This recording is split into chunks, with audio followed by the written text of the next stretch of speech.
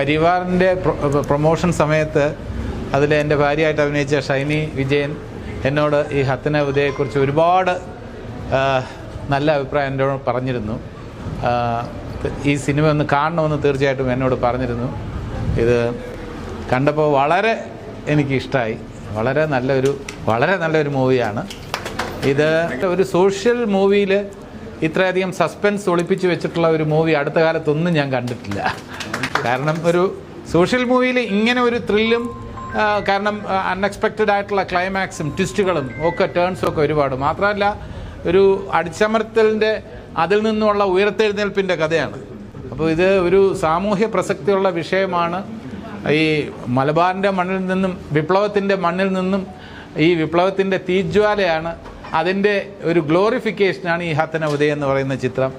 ഇത് തീർച്ചയായിട്ടും ശ്രീ കുഞ്ഞിരാമൻ പണിക്കർ എന്ന സംവിധായകൻ മലയാള സിനിമയ്ക്കൊരു വാഗ്ദാനമാണ്. അദ്ദേഹത്തെക്കുറിച്ച് എനിക്ക് പറയാൻ വാക്കുകളില്ല. വളരെ ബ്രില്യൻ്റ് ആയിട്ടുള്ള ഒരു ഫിലിം മേക്കിംഗ് ആണ് ഇതിന്.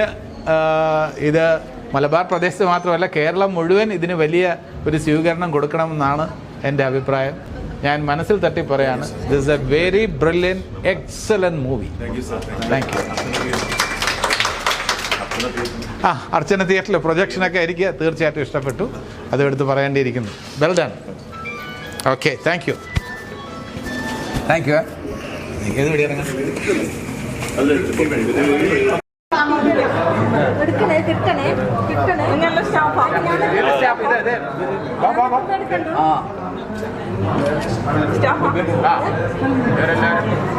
ഒരു മിനിറ്റ് സ്റ്റാഫ് മാത്രം.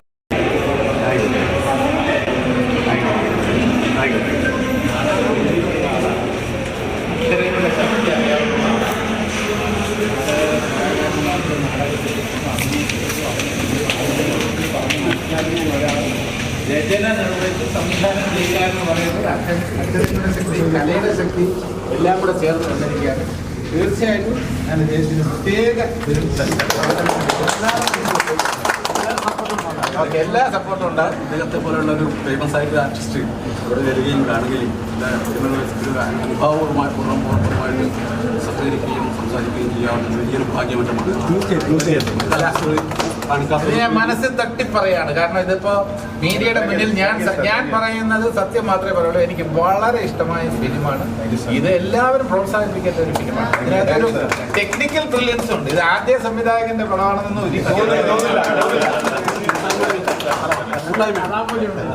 കലാമൂല്യമുണ്ട്. എല്ലാം അതല്ലേ പറഞ്ഞത്. ഇത്രയൊന്നും ഞാൻ പ്രതീക്ഷിച്ചിട്ടില്ല. ഞങ്ങൾക്ക് പരിമിതികളുണ്ട്. ആ പരിമിതികൾ മറികടന്ന് അതെ കൂട്ടായ്മ എല്ലാവരുടെയും ഒരു നാടിന്റെ സിനിമയാണ്. നാടിന്റെ വിജയമാണ്. തെയ്യവും നമ്മുടെ നാട് നമ്മുടെ മനസ്സിലാക്കി. തെയ്യത്തിന്റെ വിപ്ലവമാണല്ലോ. അതെ, അടിച്ചമർത്തപ്പെട്ടവന്റെ ഉയർത്തെഴുന്നേൽപ്പാണ് അല്ലേ? ആ ഉയർത്തെഴുന്നേറ്റ് അതിന്റെ വിജയമാണ്.